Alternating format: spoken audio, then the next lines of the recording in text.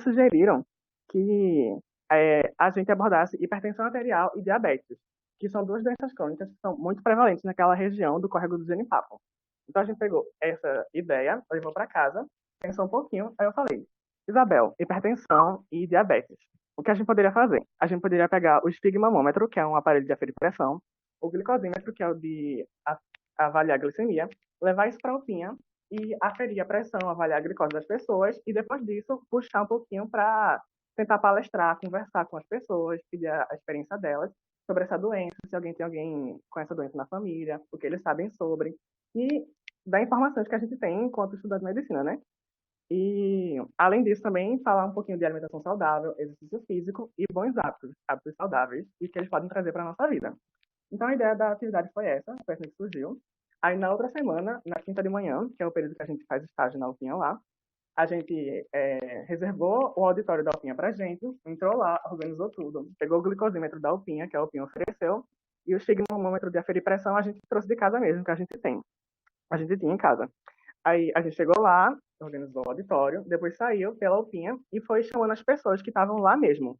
Não foi algo que a gente convidou não, tipo, a gente divulgou ao longo da semana, que a gente não tinha muito essa noção ainda.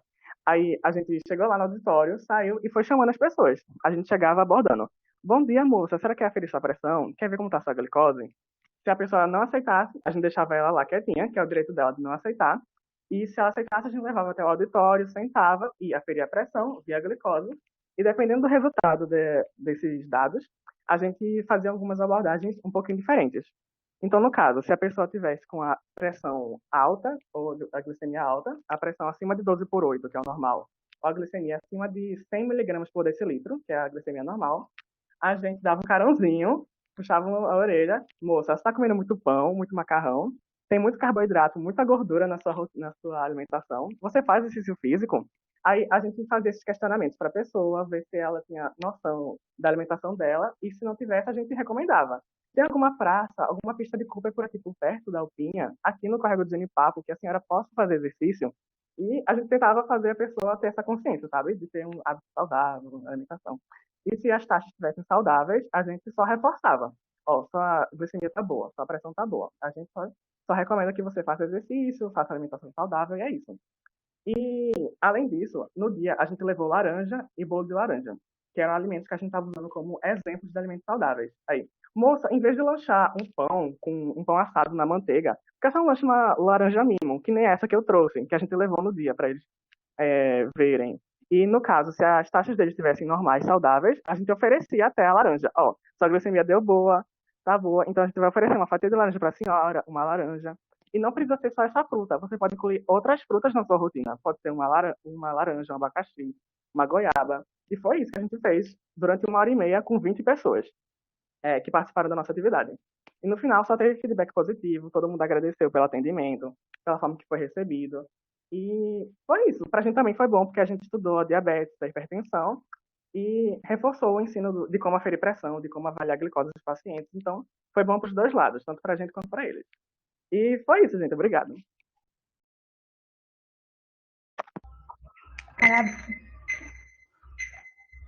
Parabéns, Rafael, pela apresentação. Eu vou dar a palavra aqui à avaliadora Adriele. Oi, Rafael, boa tarde. Boa Fiquei tarde. encantada, né, com essa iniciativa de vocês, né? Eu sou nutricionista, então, Ah, vendo você gostou da falando, ideia? né, das orientações, né, dessa conversa que vocês tiveram com relação à alimentação, é muito bom, né, essa iniciativa de vocês.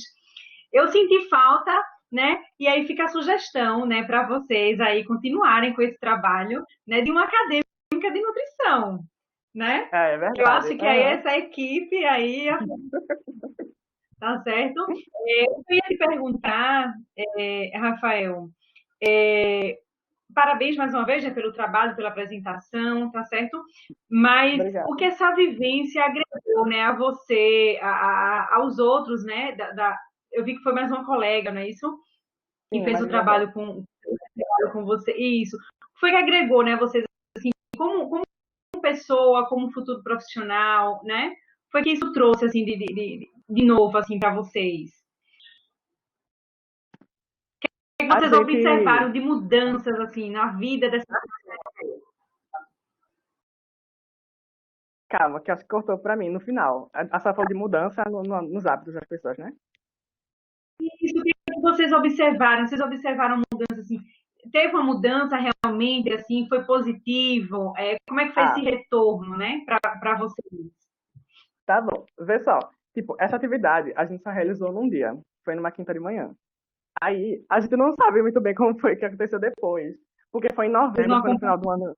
É, foi no final do ano, foi em novembro, aí depois o semestre acabou. Aí esse ano a gente ia voltar para a UFIA, sendo que teve a pandemia. Aí eu não sei, realmente eu não sei como é que tá. Mas na hora foi muito satisfatório, todo mundo gostou de comer uma laranjinha, um bolinho de laranja. A gente pôde ver várias realidades ali, que tinha gente que falou que não tinha muito dinheiro para comprar alimento saudável, que realmente é um pouco mais caro, né, se a gente for parar para comparar. E pra gente também, quanto estudante, foi bom, porque a gente teve que estudar coisas de diabetes, coisas de hipertensão, coisas do aparelho que a gente ia usar, que eu mesmo nunca tinha mexido num glicosímetro. Aí lá na hora, no dia, eu peguei a agulha e fiquei furando de todo mundo. Eu achei uma maravilha. Então, assim, Rafael, parabéns mais uma vez, tá? Minha sugestão é essa para vocês, que vocês continuem, né, com essas ações educativas, tá certo? E aí com a observação de chamar uma acadêmica de nutrição, porque eu acho que uma equipe nessa UPinha ia fazer o maior sucesso, viu? Sim, obrigado. Parabéns, Rafael, né, pela iniciativa. E como a Adriele falou, fica aí a sugestão para depois vocês retomarem esse projeto e ver qual foi o Sim, resultado, né, o impacto com a população. E puxando sardinha, também podia agregar aí na equipe o enfermeiro também, né? sim. Eu acho que esse semestre a gente vai voltar com serviços, quando voltar o presencial. Aí a gente vai para a UPinha de novo, aí a gente ajeita alguma coisa mais organizada, chamar mais gente. Tá bom, parabéns. E agora, deixa eu perguntar. A Ayane Magalhães tá no grupo? Eu acho que não, né? Então, na sequência, Gabriela Cisneiros. Gabriela,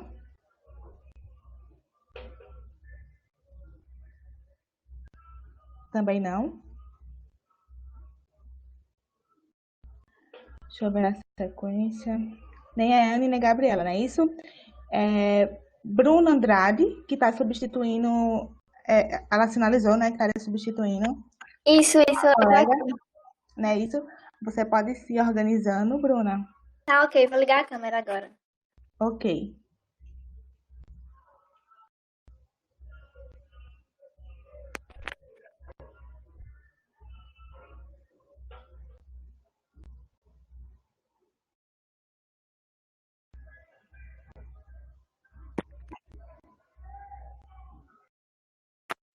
Tá pegando aí?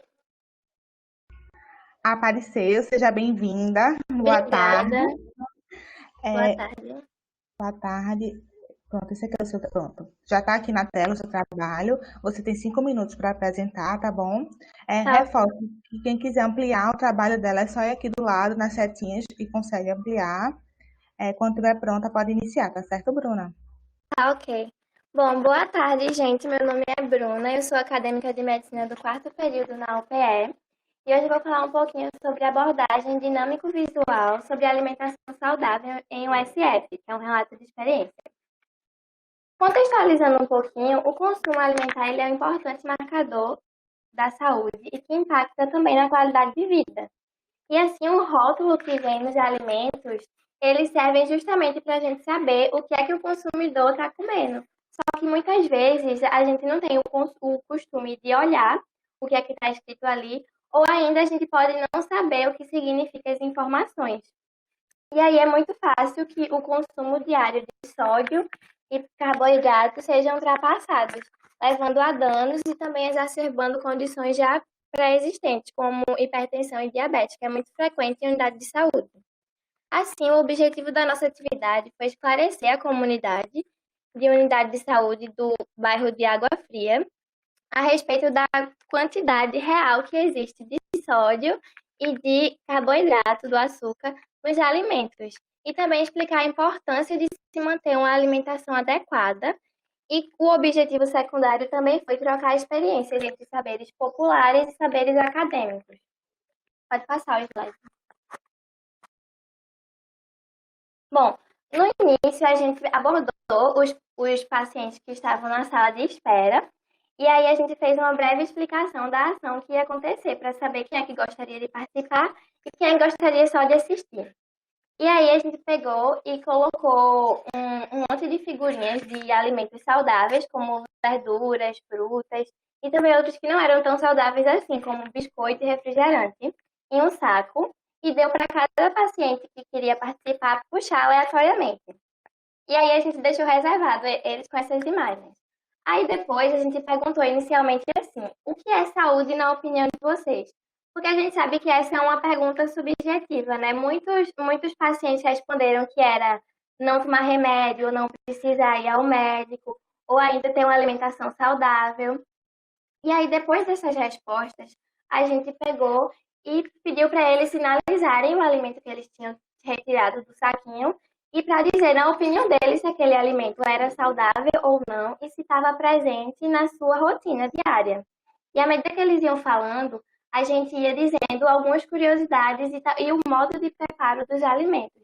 Como, por exemplo, a relação entre o refrigerante à base de cola com a osteoporose, ou se não, aumento de sal na dieta podia levar à hipertensão, e dentre outros.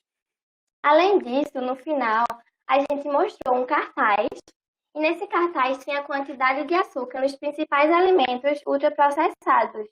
Eu não sei se dá para ver bem no slide, mas na primeira linha, abaixo do título, tem exatamente a quantidade diária recomendada pela OMS de açúcar e de sal, e abaixo tem a imagem das embalagens dos alimentos, falando o quanto de açúcar e sal tem em relação ao consumo diário. Então foi muito engraçado quando a gente mostrou, por exemplo, a quantidade do açúcar num pacote total de biscoito, porque eles viram, nossa, tem isso tudo, eu não sabia que só um pacote de biscoito tinha isso tudo de açúcar e passava o valor diário, sabe? Então foi muito interessante essa experiência. E aí com isso a gente pode perceber que essa abordagem visual chamou mais a atenção dos pacientes e eles conseguiram ver que rotineiramente a quantidade de sódio e açúcar é ultrapassada na dieta deles. Além disso, possibilitou a troca de experiências, tanto nossa quanto da deles. E o feedback foi muito interessante. Eles perguntaram como eles poderiam fazer para trocar esses alimentos que não eram tão saudáveis assim por outros que fossem mais saudáveis, como frutas e dentre outros. Aqui do lado está a referência utilizada e foi isso. Obrigada pela atenção. Parabéns, Bruna, né, pelo trabalho. E seu trabalho até tem uma conectividade com o trabalho que Rafael apresentou. Até ficou uma sequência legal de continuidade de trabalho, né? Parabéns. Obrigada. Eu sei que a Adriele está com os olhos brilhando por causa da nutrição, mas aí agora vai ficar a palavra com a avaliadora Ivanise.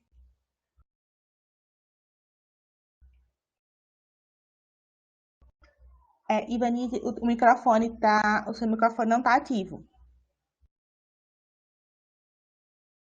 Quando eu recebi esse trabalho, eu fiquei assim muito feliz com a escolha do tema, sabe? Porque é uma área, é um aspecto ainda muito pouco explorado, mesmo nas comunidades que têm uma escolaridade elevada ou satisfatória, vamos dizer assim.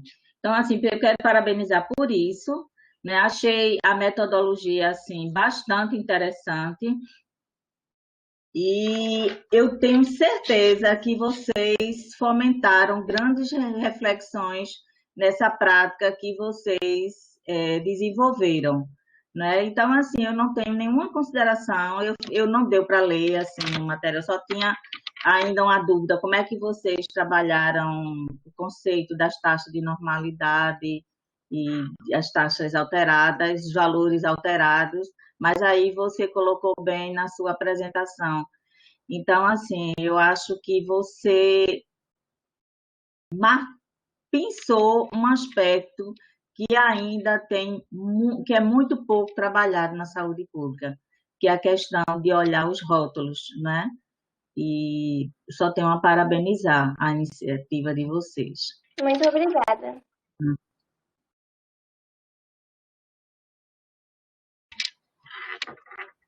Pronto, avaliação concluída, parabéns, né?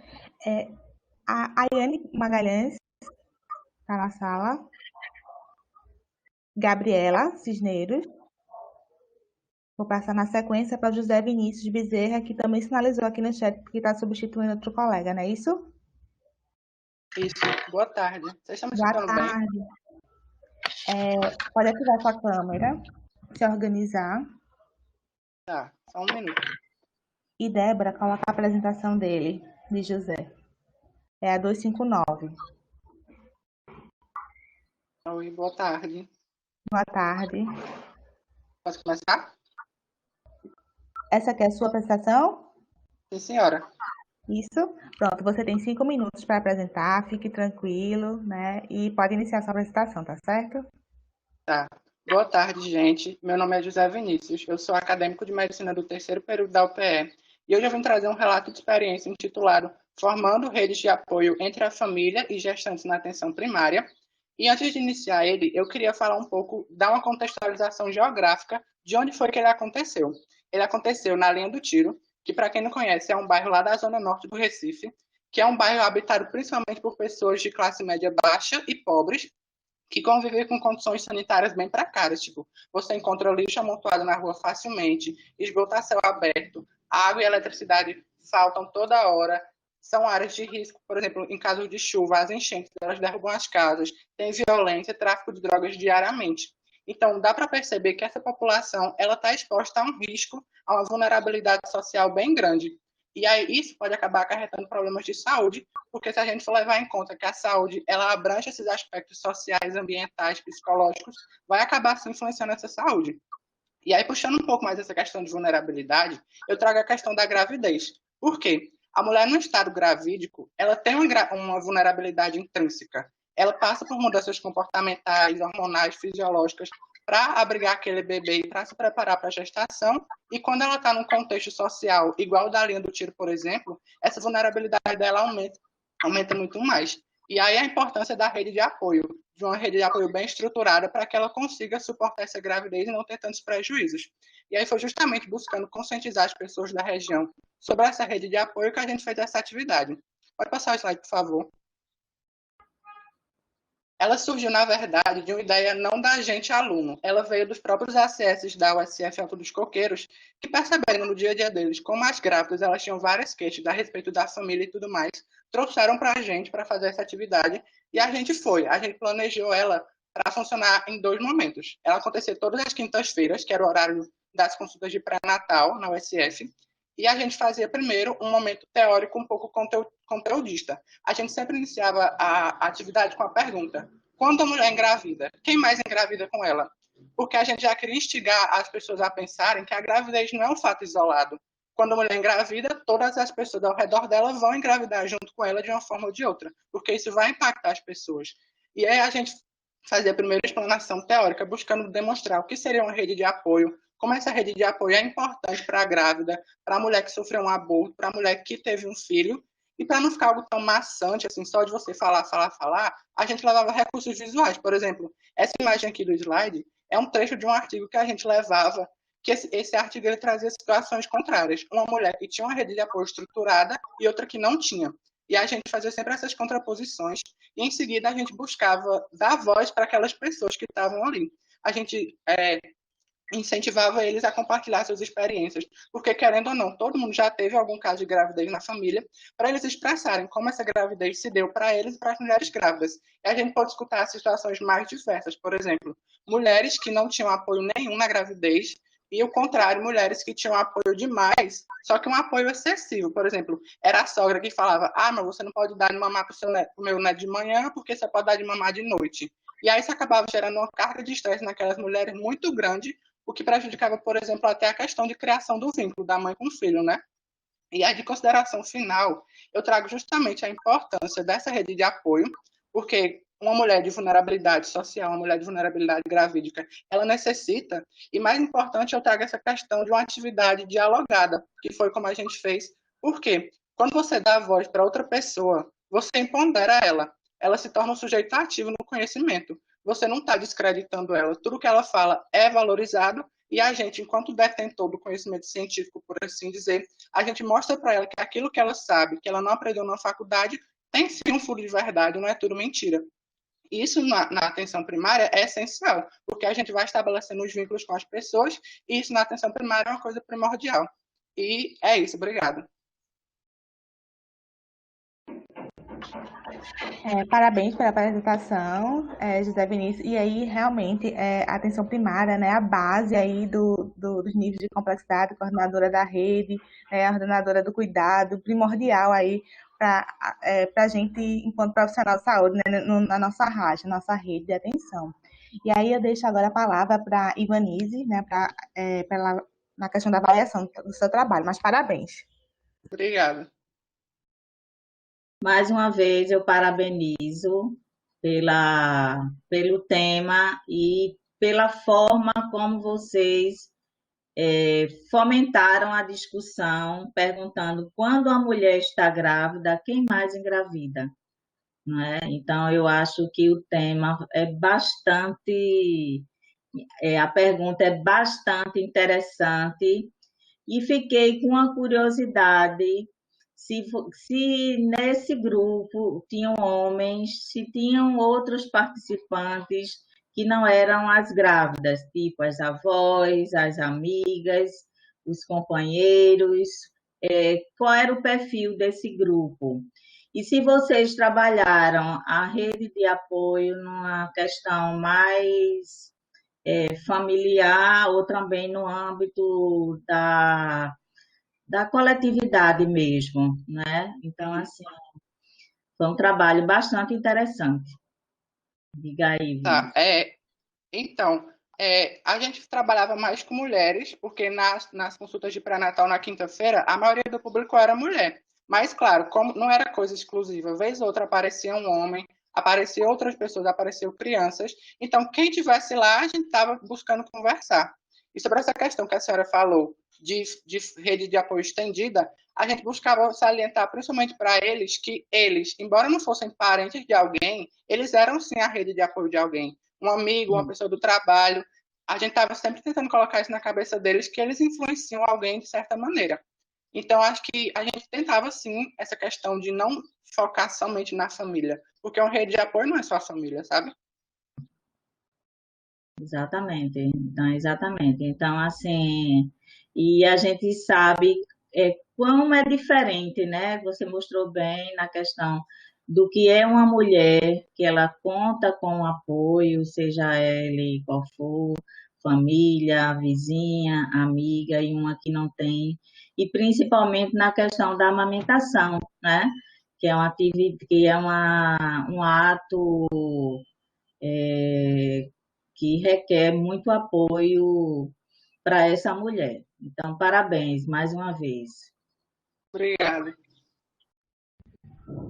Eu só queria aproveitar o gancho dessa fala de Ivanice e da explicação de José, né? Importante a gente incluir a saúde do homem, né? A paternidade, né, ativa.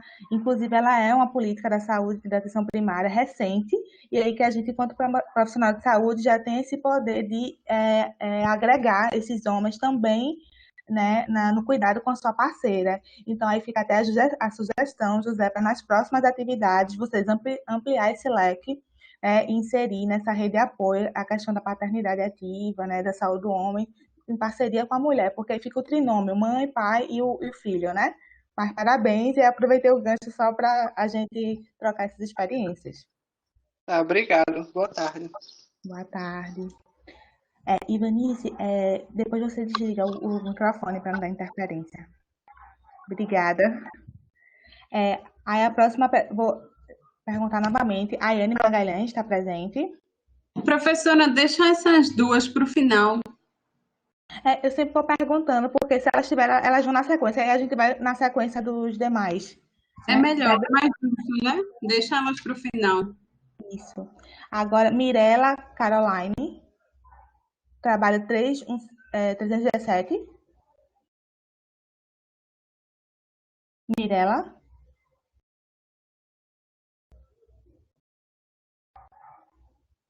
Acho que Mirella também não. Então, vamos lá.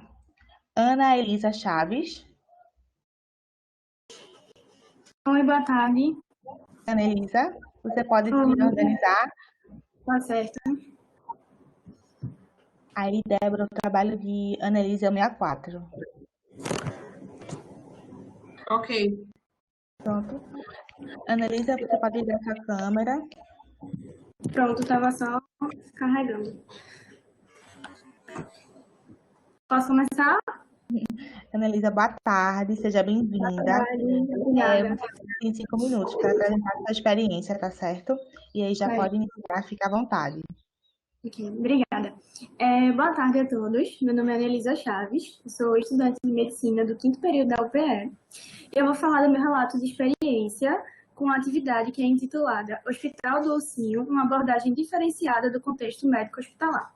Bem, a gente sabe que o contexto médico hospitalar, ele é um pouco tenso, né? A gente tem ali um doente que ele tem um declínio do seu estado de saúde, ele é afastado das suas atividades cotidianas, e isso já é bastante perturbador. Quando a gente está falando de uma criança, essa situação pode ser ainda mais tensa, né? Porque devido às condições psicobiológicas da criança, ela talvez não entenda, dependendo muito da sua idade, o que está acontecendo com ela. Então, ela é afastada, né, das suas atividades cotidianas, ela muitas vezes deixa de brincar, né? E isso pode ser bastante negativo, cursando também com medo, ansiedade, choro, irritabilidade. E justamente exatamente por isso que os sentimentos eles podem ser atenuados pelo brincar, né? Como Freud já dizia, o brincar ele é uma espécie de simbolização para a criança. Então, por meio do brincar, ela pode relatar o que é que ela está sentindo naquele momento, ela pode demonstrar qual é a ideia dela daquilo, e isso é bastante importante. É uma atividade intrínseca, mas também é indispensável à saúde física, emocional e intelectual da criança. Partindo dessa ideia, a campanha TED Beer, ela buscou mudar esse pensar infantil em relação ao ambiente hospitalar hostil. Pode passar. Bem, a experiência, ela teve a participação de 40 estudantes de medicina, sendo eles também de odontologia e enfermagem, no campus de Santa Amaro, da Universidade de Pernambuco, que no momento inicial a gente se juntou, mobilizou amigo, mobilizou colega, professor, para disponibilizar os ursinhos, né, para a gente poder usar no dia da campanha. E aí ela foi realizada na própria Escola Municipal Cidadão Herbert de Souza, que é dentro da própria UPE, e ela contou com um circuito lúdico de atividades, que eles imitavam a prática hospitalar. E eles foram realizados em 6 estações. Então, a gente teve o atendimento médico inicial, a sala de exames, a farmácia, a sala de saúde bucal e a sala de curativos. Num primeiro momento, na recepção, as crianças eram acompanhadas do ursinho, que era o paciente daquele dia, e de um estudante da área de saúde. Então, elas estavam ali brincando, conversando, criando laço com aquele estudante, e em seguida elas eram chamadas para o atendimento médico inicial. Lá, aquele estudante de saúde, ele ia fazer a anamnese, o exame físico, e conversando com a criança. Oi, tudo bem? Seu ursinho, qual é o nome dele? O que ele está sentindo hoje? Por que ele está aqui? Como é que ele está? Ele está com medo? Ele está bem? Então, a gente ia conversando com a criança e, a partir da queixa dela, a gente direcionava para uma das salas que eu citei anteriormente, né? Seja farmácia, uma sala de exame, sala de saúde bucal. Na medida que essa criança era direcionada para o circuito em questão, a gente aplicou um questionário. Então, a gente ia perguntando, o que você está achando da atividade? Como é a figura do médico para você? O que você acha do médico? O que é que você acha da enfermeira, né? E dos remédios, o que é que você acha sobre isso? E a gente conseguiu ver, no final das contas, que elas tiveram uma reação muito positiva, né? Então, a gente conseguiu ressignificar para muitas das crianças a relação que elas tinham com esse profissional de saúde e procedimentos em saúde, e isso futuramente vai ser essencial para atenuar, aprimorar e melhorar essa relação do pensamento da criança em relação ao contexto médico hospitalar. Somado a isso, a gente, os estudantes de medicina e de enfermagem e odontologia, a gente teve uma experiência muito positiva, né? Porque ao longo da prática médica ou da prática estudantil, muitas vezes a gente não é colocado diretamente em contato com essas crianças, né, de forma humanizada. Então, por meio dessa ação, foi algo muito importante para a gente. A gente conseguiu conversar com essas crianças, brincar com elas, e foi uma experiência bastante enriquecedora. Obrigada. Parabéns pela apresentação, pelo trabalho bastante relevante, né? E principalmente quando você fala dessa questão multiprofissional, que é importante para esse cuidado integral do paciente, né? Parabéns. Eu passo a palavra para a avaliadora Ivani.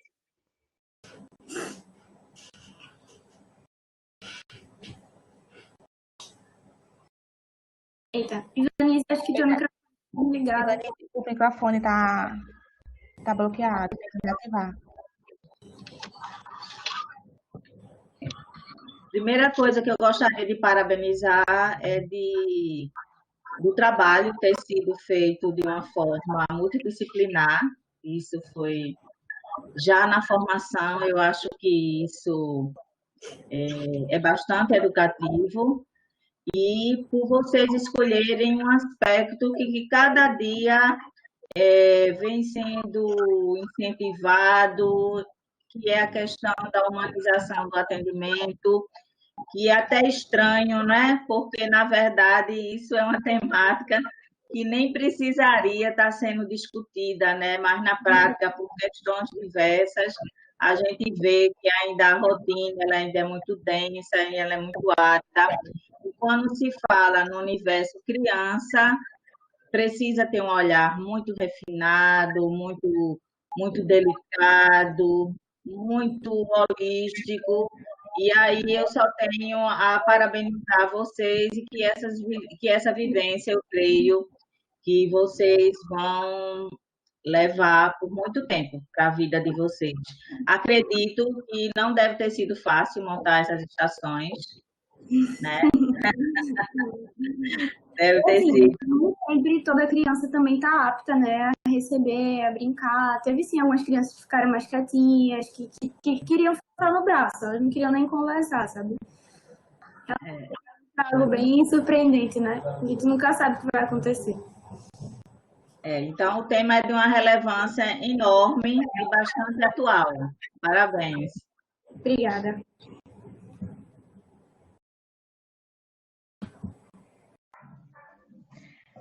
Professora, você pode desativar seu microfone? Obrigada. A próxima apresentação é de Rayane Kate. Rayane.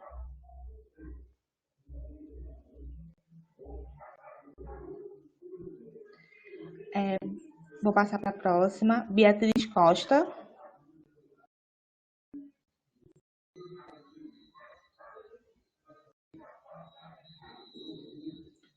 Beatriz está no chat. Não sei se é o som que não está pegando. Você será a próxima. Beatriz. Olá, Beatriz. Tudo bom? Boa tarde. Você pode ligar sua câmera para apresentar. Débora, a apresentação de Beatriz é 15h30. É essa mesmo.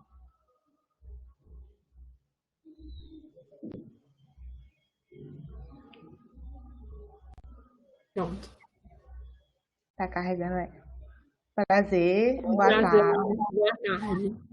Você tem 5 minutos para sua apresentação. Pode ficar tranquila e já pode iniciar. Tá certo. Boa tarde, meu nome é Beatriz, eu sou estudante de medicina do 4º período da Universidade de Pernambuco e vou apresentar o trabalho intitulado de A Escuta Humanizada como Estratégia do Cuidado em Saúde, um relato de experiência. O grande impulsionador desse trabalho foi o projeto de extensão da universidade, que é intitulado de Memória Viva. Ele é orientado pelas 2 professoras enfermeiras docentes, Deusani Leão e Fábia Maria. O projeto é composto por estudantes de medicina e de enfermagem da Universidade de Pernambuco e ele consiste na escuta de pacientes que estão hospitalizados no Hospital Oswaldo Cruz, no Recife. Inicialmente, é importante a gente entender a diferença entre escutar e ouvir.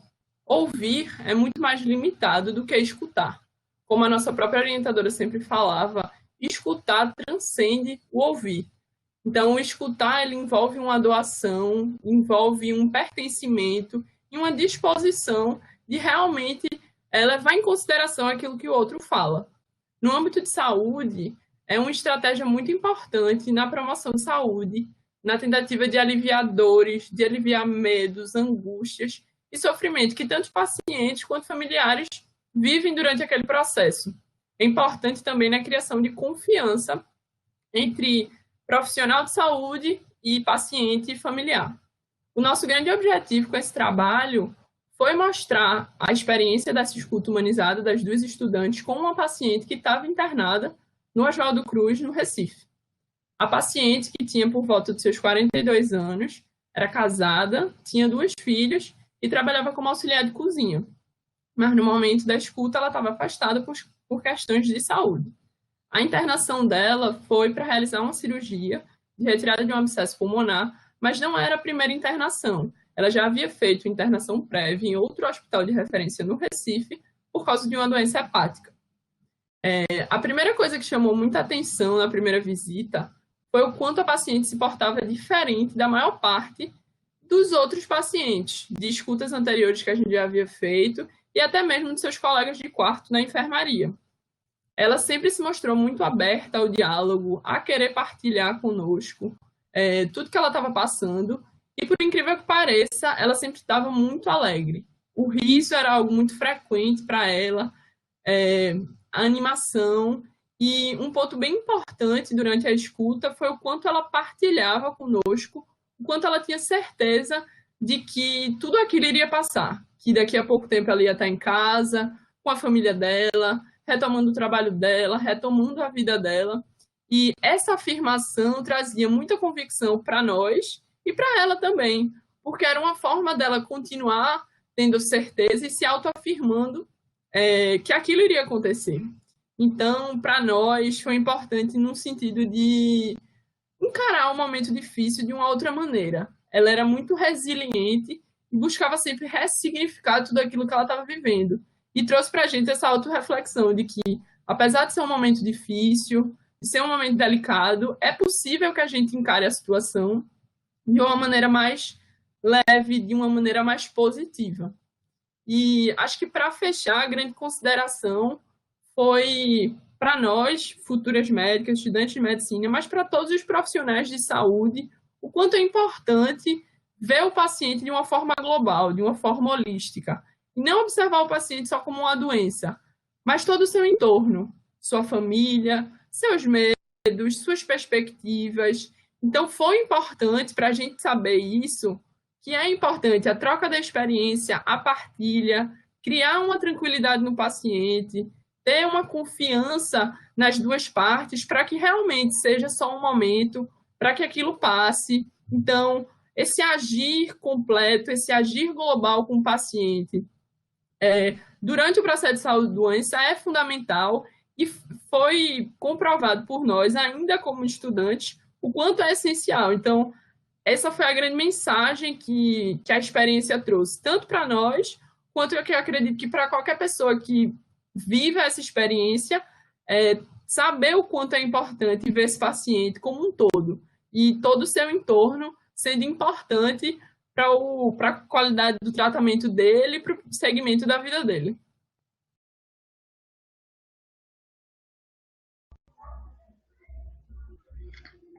Parabéns. Eu vou avaliar o seu trabalho, né? Fiquei muito feliz quando recebi, né, o seu trabalho diante da magnitude que é o assunto da questão do acolhimento, da escuta qualificada. Inclusive, o acolhimento é uma ferramenta que a gente consegue trazer esse usuário para o sistema de saúde, é uma forma, inclusive, de acesso, né? A partir do momento em que a gente, enquanto profissional, com os nossos conhecimentos, escutamos de forma humanizada, né, na perspectiva de entender, como você bem disse, esse paciente como um todo, né, de forma holística, sabendo das suas necessidades, do seu contexto, entendendo ele como uma pessoa, né, que está naquele momento precisando, né, no processo da doença, que precisa da nossa ajuda enquanto profissional, mas que ele é singular, né? E é muito, muito relevante sua temática. Bastante feliz que vocês, enquanto acadêmicos, já trazem essa perspectiva desse olhar e que aí já vai levar para a vida profissional e já ter uma postura enquanto profissional, né, humanizada, se colocando no lugar do outro, né? Fiquei muito contente. E aí, só para contribuir, que a Política Nacional de Humanização, inclusive, é uma política, né, uma Humaniza SUS, né, criada em 2003, né? E aí vem nessa perspectiva de trazer esse protagonismo para o usuário, para o profissional e para gestores, né? Então, é trazer para que esse sujeito se visualize nessa troca de experiência, porque você, enquanto profissional, troca experiência com esse paciente, você cria vínculo, confiança, e como você falou na sua experiência, né, quando tem essa questão da confiança, desse vínculo terapêutico, o paciente consegue alcançar metas e objetivos propostos pela equipe. Né? Então, é fundamental a temática escolhida, vocês estão de parabéns, né? Foi um prazer ter essa troca, né? Escutar uma experiência tão relevante, tá bom? Obrigada. Tarde. Boa tarde, parabéns. Obrigada.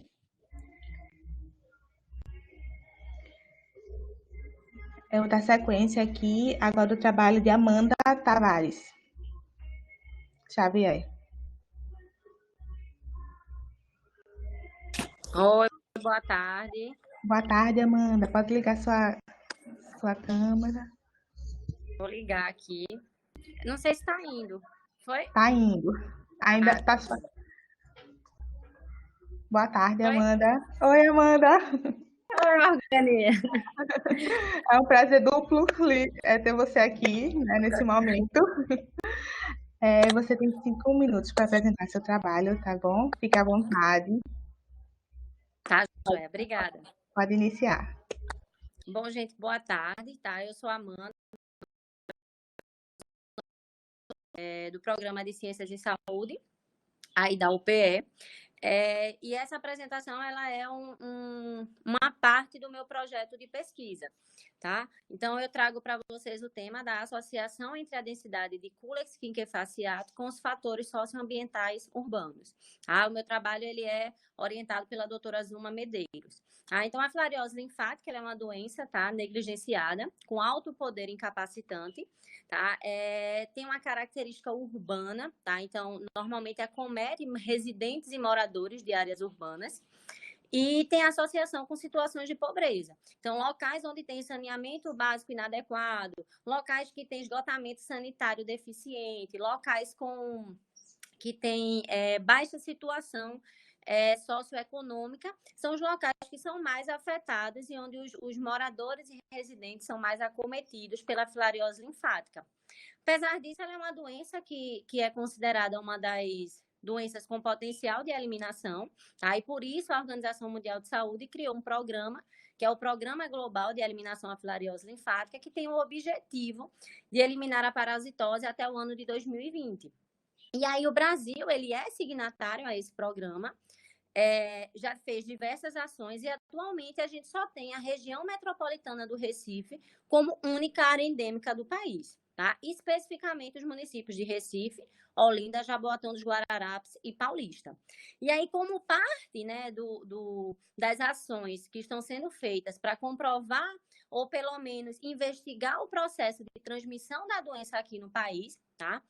E nessa área especificamente endêmica, a gente precisa também investigar os municípios que são próximos, porque a gente sabe que existe um problema de migração, tá? E de cidades que são consideradas dormitório, tá? E isso pode fazer com que a transmissão ou os casos de filariose eles sejam distribuídos por outras áreas. Então, como parte do programa, é importante a gente investigar e criar ferramentas que possibilitem essa investigação nos municípios não só endêmicos, mas também naqueles municípios que têm proximidade geográfica com essas áreas endêmicas. Então, meu objetivo, tá, diante do exposto, foi verificar a associação entre a densidade de Culex quinquefaciatus e os fatores socioambientais em um município da região metropolitana do Recife. E aí eu reforço que a pesquisa é com Culex quinquefaciatus porque é o vetor da filariose aqui no Brasil. E, sendo mais específica, são as fêmeas, as fêmeas Culex quinquefaciatus que fazem essa transmissão, tá? Então, para isso, eu realizo um estudo ecológico, tá? Onde uma das etapas é a construção de um indicador de risco socioambiental. O que é isso? É eu pegar variáveis que normalmente estão associadas com a condição da filariose ou com a condição de sua transmissão, tá? Eu fiz isso baseado no Censo 2010, que foi disponibilizado pelo IBGE, pelo Instituto Brasileiro de Geografia e Estatística. É o censo mais atual, tá? Mesmo sendo de 2010. Então, eu agrego as variáveis, tá? Que são disponibilizados nesse site, e trabalho com setores censitários, que são, digamos, quarteirões existentes nos bairros. Então, eu avalio essas variáveis por cada setor censitário. Tá? O município de escolha nesse estudo foi o município de Igaraçu, que é um município que tem essa proximidade geográfica. E nesse indicador especificamente, a gente construiu um indicador e avaliou esse indicador para a densidade do mosquito. O que é que a gente pensou? Se eu tenho uma grande quantidade de vetor, tá, de mosquitos, é mais provável que aquela área ela tenha também uma maior transmissão dessa doença, tá? E aí a gente construiu esse indicador, juntou essas variáveis, tá? A gente construiu através de scores, tá? Estratificou essas áreas por cada quarteirão, digamos assim, de bairro, né? Por cada setor censitário, e aí a gente estratificou essas áreas como de alto risco, médio risco e baixo risco, onde aquelas que têm alto risco, elas seriam aquelas áreas com a situação mais provável de transmissão da filariose. E aí, como resultado, né, o município de Igaraçu, ele tem 117 setores censitários, tá? Então, a gente fez essa estratificação, tá, em todo o município, a parte urbana de todo o município, ela foi analisada, a gente fez coletas, tá? A gente aspirou mosquitos, tá certo? Em casas aleatórias, de forma aleatória, tá? Em todos os setores censitários da área urbana do município. E com isso a gente conseguiu fazer uma estratificação e identificar aquelas áreas que supostamente elas têm um maior risco para infecção filarial. Quando a gente fez essa pesquisa, a gente fez a estratificação inicialmente e depois fez a coleta para fazer a comparação. E quando a gente faz essa comparação, o nosso indicador, ele de fato parece corresponder ao que foi proposto, porque 72% aproximadamente dos mosquitos que foram coletados, eles foram coletados naquelas áreas que são de fato consideradas de alto risco. Então, eu trago para vocês um mapa, tá? Esse mapa, ele mostra tanto a estratificação do risco, ou seja, as áreas que seriam mais... É o tempo, né? O tempo já concluiu. Tá certo. Deixa eu só concluir que aí é rapidinho. E aí a gente faz essa estratificação, fez essa comparação e, de fato, o indicador, ele pareceu e ele mostrou ser eficiente, porque a gente, quando faz a comparação de quantidade de mosquito com as áreas estratificadas, a gente tem essa correspondência de forma adequada. E isso seria um indicador eficiente para a filariose, porque a gente conseguiria destinar as ações de controle vetorial de forma mais efetiva nas áreas que precisam ser estudadas. Então, é isso.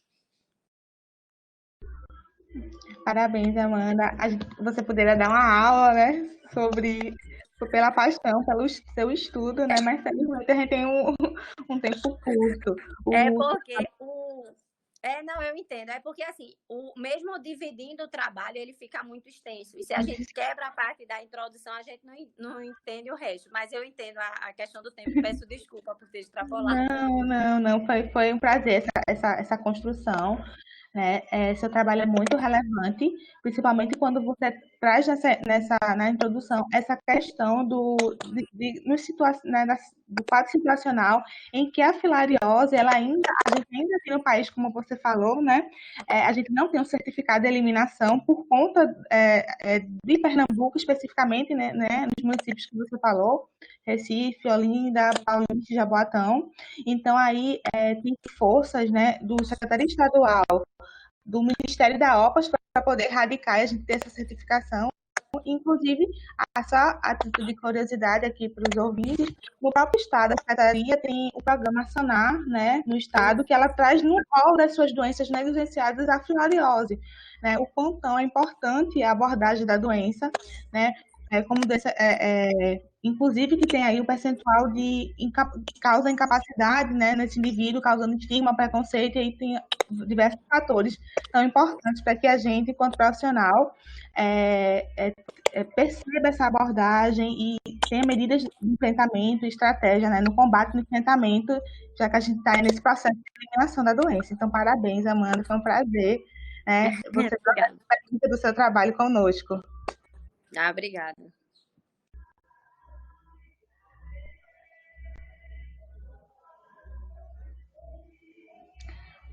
Pronto, Amanda. Aí, no caso, essa foi a avaliação, né? Eu fiquei como avaliadora do seu trabalho. E assim, o que eu trago só é essas contribuições que o seu trabalho está muito bom, né? Relevante. E aí, uma contribuição e uma troca, né, fundamental para a tarde de hoje. E Tá, obrigada. joia. Obrigada, Morganinha. Tchau.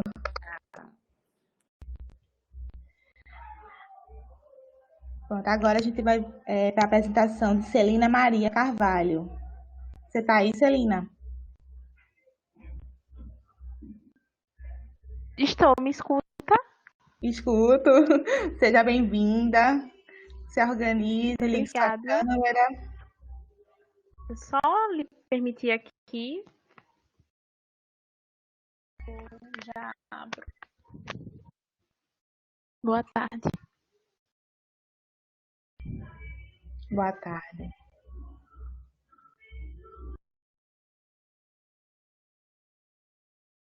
Está carregando aqui um momento.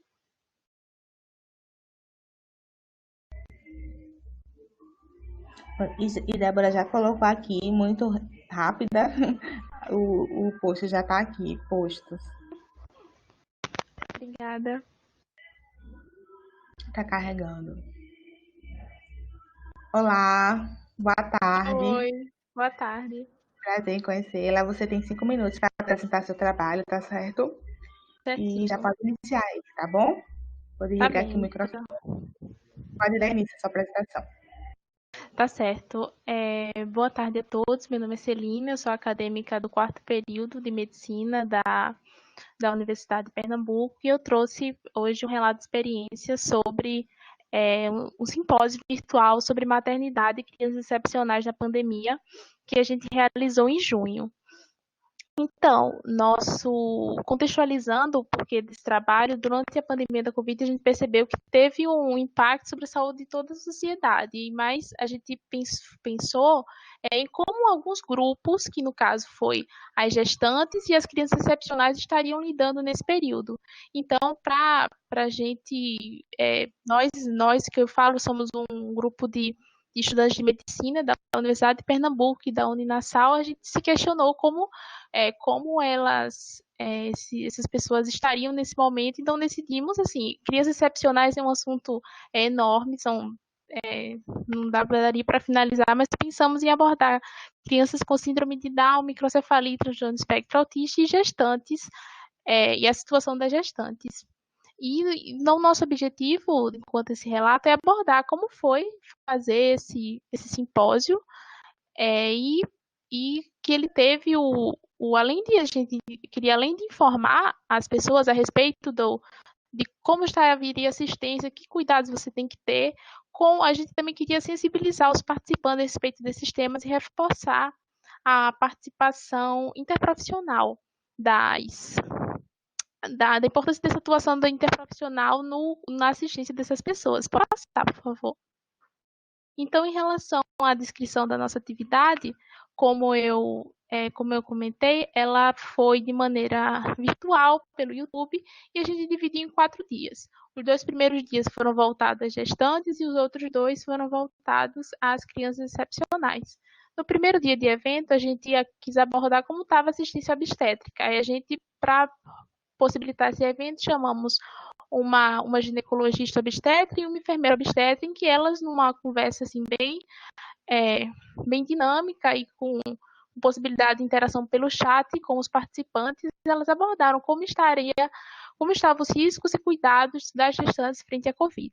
No segundo dia, ainda na linha da maternidade, nós convidamos 2 psicólogas para falar como estaria a saúde mental dessas gestantes nesse momento. E para contribuir, a gente também contou com o depoimento de uma mãe gestante nesse período. Aí ela explicou como que ela estava se sentindo, assim, da experiência dela mesmo, como foi, como é que estava a rotina dela antes, como ficou depois. E aí ela trouxe esse olhar. E já no terceiro e quarto dia, a gente abordou crianças excepcionais. No terceiro, a gente abordou síndrome de Down, transtorno de espectro autista, pela visão da neuropediatra e por a visão da terapeuta ocupacional, que mostraram tanto aspectos assim, biológico, o que são essas questões e como, especialmente a terapeuta ocupacional, trabalhou como essas crianças poderiam ter suas terapias adaptadas em casa. Foi bem bacana porque a terapeuta ocupacional também era mãe de uma criança com transtorno do espectro autista, então ela também trouxe esse lado mãe dela para o nosso evento. E por fim, no terceiro dia, a gente convidou, nós abordamos a microcefalia, a gente convidou a neuropediatra, que deu essa visão sobre a doença, assim, como ela se estabelece, quais as causas, e nós convidamos uma mãe de uma criança com Covid, um bebezinho, que ele teve Covid, ele tinha microcefalia e ele se recuperou, e foi assim, foi bem emocionante o relato dela. Ela explicou, assim, foi um momento bem especial que finalizou o nosso evento de uma maneira bem, bem especial. A gente conseguiu avaliar o impacto do nosso evento por questionários online, a gente fez por formulário Google, a gente passava a cada dia de encontro, a gente perguntava sobre aspectos gerais da opinião do público, o que eles tinham achado, e no final nós passamos um questionário geral para saber como tinha sido a experiência como um todo. A partir disso, desse questionário de impacto, da interação do público no chat e outros feedbacks que a gente recebeu, feedback subjetivo mesmo, a gente notou que a gente conseguiu assim alcançar o objetivo de informar, e também recebemos muitas mensagens de que foi importante por causa da sensibilização, que teve um olhar, que o fato de algumas mães também terem podido participar e trazido a versão delas tornou foi um momento especial. Aí isso deixou a gente, enquanto coordenadora do evento, muito feliz, porque deu um quentinho no coração, para ser bem informal, porque foi bem o objetivo que a gente queria. A gente não queria só assim, vamos informar o público-alvo, que era estudantes da área da saúde, sobre o tema. Vamos também, quem sabe, fazer a pessoa refletir que, além da pessoa que está ao outro lado, de uma pessoa que está numa condição talvez um pouco mais vulnerável, também tem seus sentimentos, tem seus anseios, e que isso é bem importante, principalmente quando a gente está tratando de criança e de gestante. Então, eu queria agradecer pela atenção. Muito obrigada.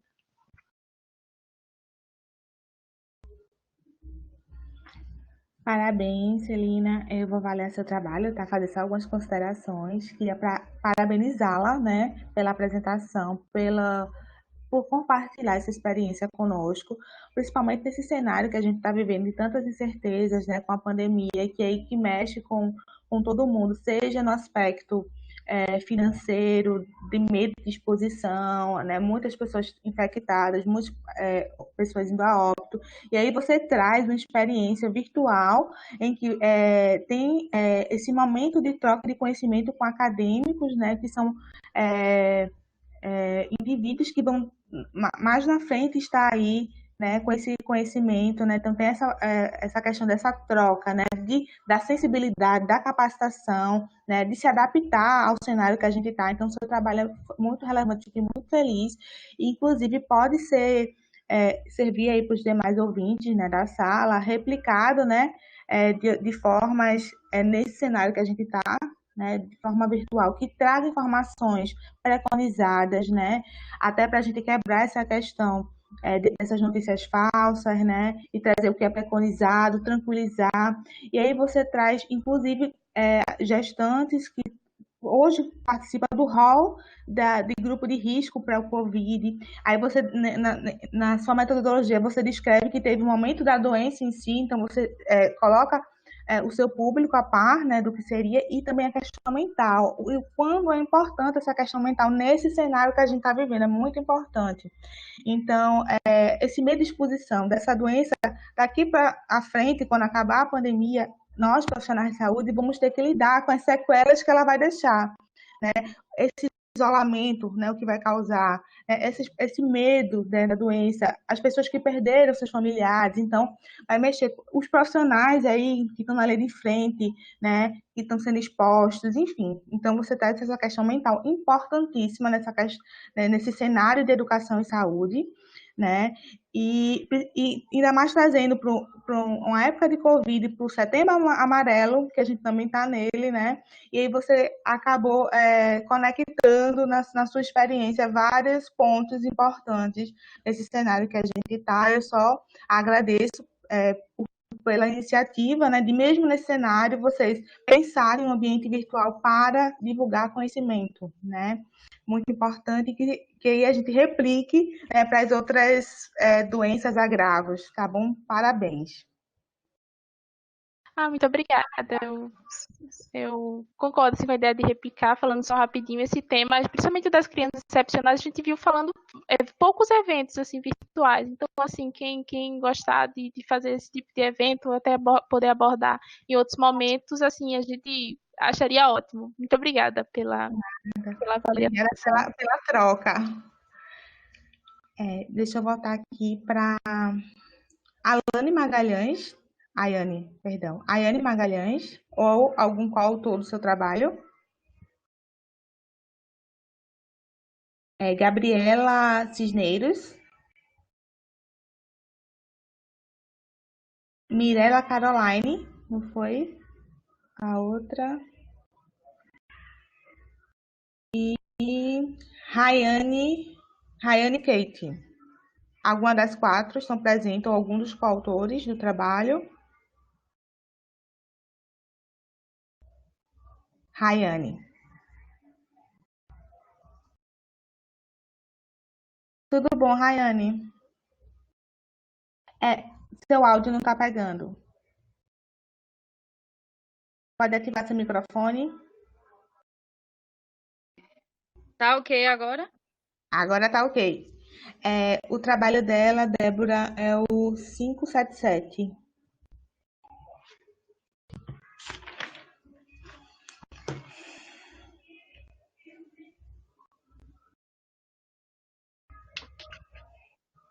Isso, orientações sobre hipertensão.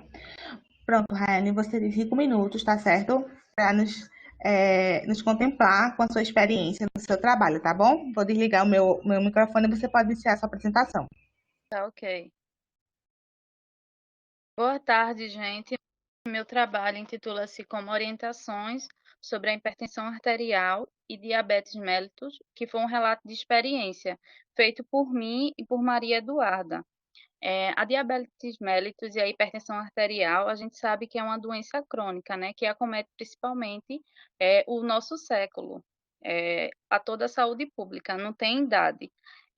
E reduzindo a morbimortalidade por essas complicações, pode ser alcançada através de ações dos profissionais de saúde, somadas com acompanhamento, com a questão do monitoramento dos pacientes que já são acometidos por essa patologia ou que já têm uma genética na família e que pode evitar isso. O objetivo da gente foi apresentar as ações de atenção farmacêutica sobre a DMHS para a população do município de Betânia, no sertão de Pernambuco, que foi durante a 5ª edição do programa de extensão da UFPE no meu quintal. A gente fez 4 oficinas, sendo uma oficina que foi relacionada para os idosos, que foi tipo uma casa de idoso. Aí botei até a primeira foto ali. A gente expôs o que é uma diabetes, o que é a hipertensão, definiu as patologias, falou sobre os sinais e sintomas, como podia se prevenir, diagnosticar, tratar de forma medicamentosa e não medicamentosa. A gente mostrou algumas plantas que tinham na região, que podia diminuir a hipertensão, a pressão arterial e a glicose.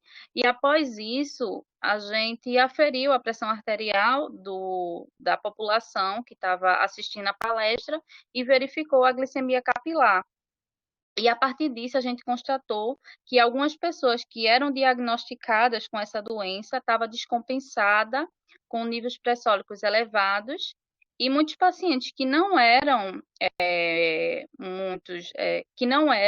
diagnosticados, às vezes estava com a pressão arterial muito alta, com a diabetes muito alta, e eles vieram com dúvidas para a gente, para perguntar. A gente também focou na questão de mitos e verdades na área, que às vezes pode ser uma coisa boba, mas para a população mais carente, principalmente para onde a gente foi, que era um lugar muito carente do profissional de saúde, né? E a gente conseguiu fazer uma explanada de forma básica para a população. A gente fez mais 3 palestras, sendo que direcionada para toda a população, não só para os idosos, onde tinha crianças, principalmente mulheres. Homem não tinha tanto, eles são mais, vamos dizer, difícil de lidar, mas que a gente conseguiu fazer nosso trabalho. As considerações finais que uma vez que a diabetes mellitus e a hipertensão arterial sistêmica são doenças que são responsáveis por diversas complicações. E ações dessas, elas têm foco na promoção da saúde, na prevenção dessas doenças e para auxiliar na redução da morte e mortalidade. E pode auxiliar também na população ter uma melhor qualidade de vida, ter um impacto positivo naquela população. A gente passou uma semana lá, então foi bem proveitoso, a gente conseguiu tirar a dúvida da população.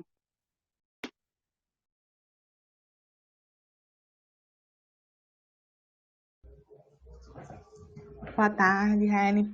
Parabéns pelo seu trabalho, né, pela apresentação.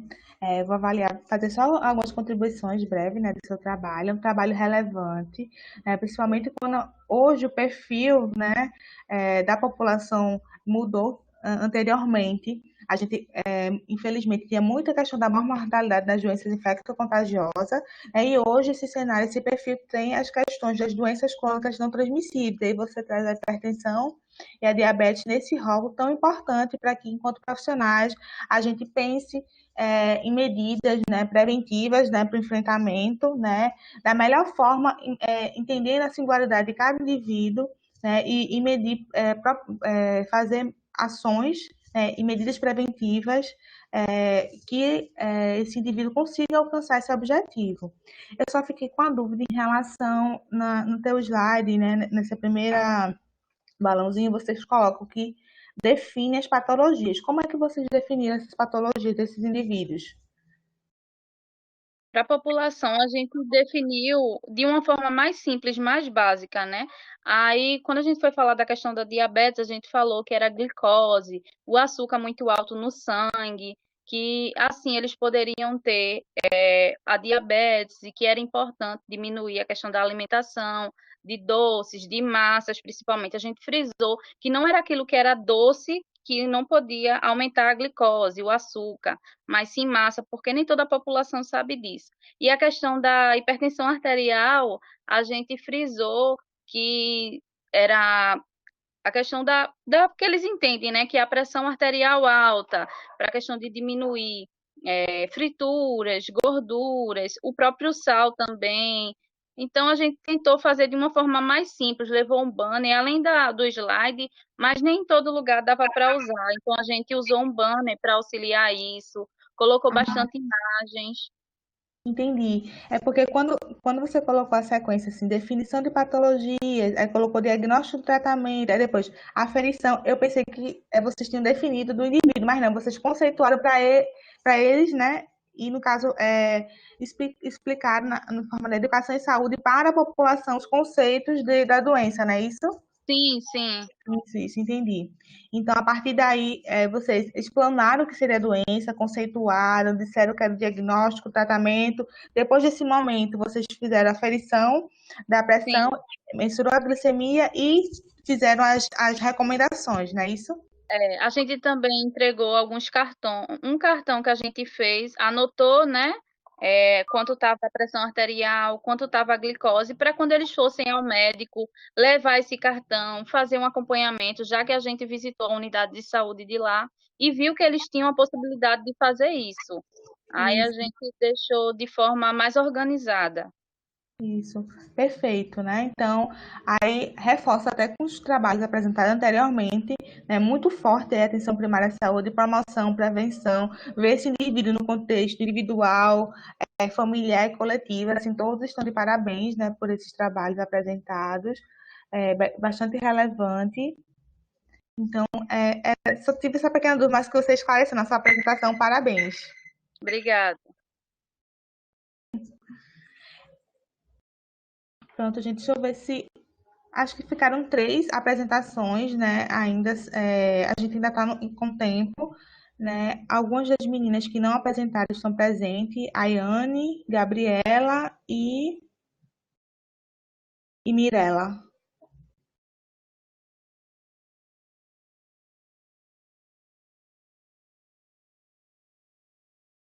Meninas, vocês querem, por enquanto, que as meninas não aparecem, alguma contribuição, alguma fala? Morgana, eu gostaria só de aproveitar, né, para parabenizar a todos, né, os trabalhos muito relevantes, assim, gostei bastante, assim, dos temas, né, abordados. E, na verdade, é uma honra, né, estar aqui, participando desse evento, né, muito bom esse momento aqui, né, essa troca, né, de conhecimentos, né, é muito importante. Então, queria só realmente agradecer, né, ao pessoal do evento, né, pelo convite, de estar participando com vocês, né, nesse processo de avaliação. Foi muito bom também. E parabenizar todos os envolvidos, tá? E a gente vai esperar um pouquinho, não é isso? Para ver se... É a Ine, não é isso? A Ine, Gabriela e Mirella. Não é isso, Isso, são as Morgana? três. Isso. Como a gente ainda está no tempo, a gente aguarda, né? Se elas tiverem algum problema técnico, não sei, tem ainda como apresentar. Aí eu aproveito também para agradecer a todos os ouvintes, né? Essa troca maravilhosa de experiências, né? Tão pertinentes. Agradecer vocês, meninas, né? Avaliadoras, né? Por conhecê-las nesse processo, né? Adriele, Ivanise, né? É uma honra estar aqui com vocês nessa sala, né? Sempre aprendendo um pouco mais, né? E trocando as experiências. Com certeza.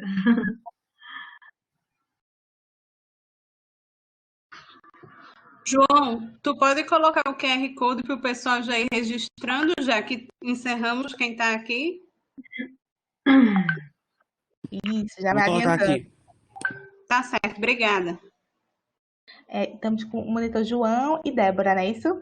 Obrigada Isso. a vocês também, meninos, por hoje, né? Por estar nos auxiliando aqui nessa dinâmica. Desculpa qualquer coisa aí. Não, só temos a agradecer.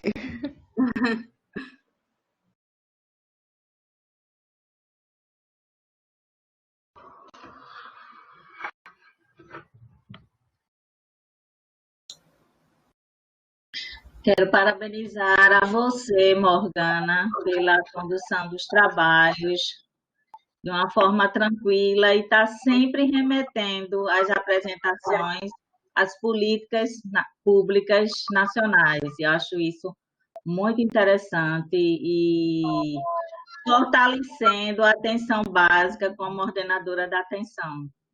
Parabéns.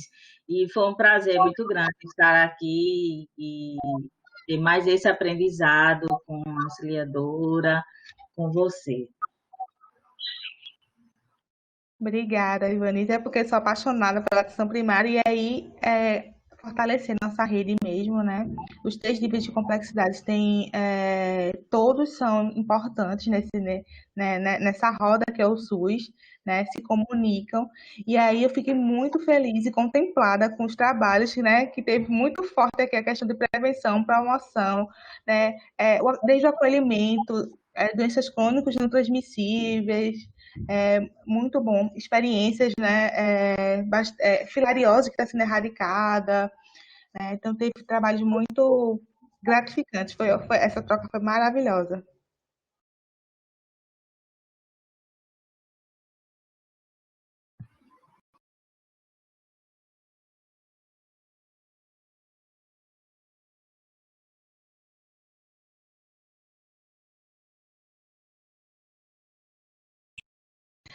Aí, Débora e João, qual é o próximo?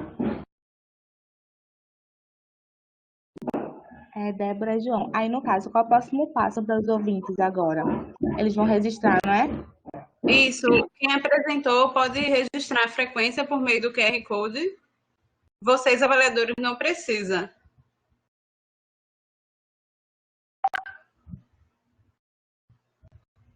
E assim, como as meninas não apareceram ainda, a gente pode encerrar, se vocês quiserem.